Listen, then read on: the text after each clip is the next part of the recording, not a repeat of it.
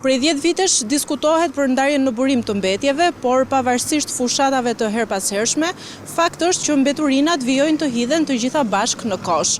Për shkak edhe të detyrimit që lind prej procesit të negociatave, qeveria i rikthehet nismës, duke hartuar një kuadër të ri ligjor, i cili detyron qytetarët dhe bizneset që të bëjnë ndarje në burim të mbetjeve sipas llojit.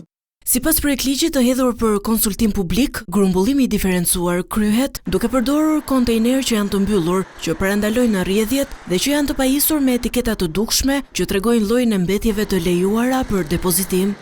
Grumbullimi i diferencuar kryhet në përputhje me grafikun, frekuencën, oraret dhe mënyrën e grumbullimit të vendosur nga njësitë e vetëqeverisjes vendore, duke marrë në konsiderat rrymën e mbetjeve, densitetin e popullsisë dhe kushtet teknike dhe infrastrukturore të zonës.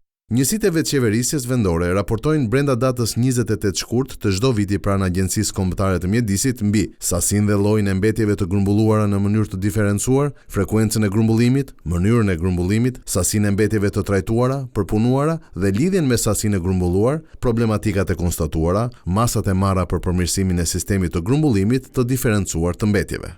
Projektligji përcakton edhe objektiva konkret riciklimi. Deri në vitin 2030 synohet që të paktën 65% e mbetjeve të ambalazheve të riciklohen.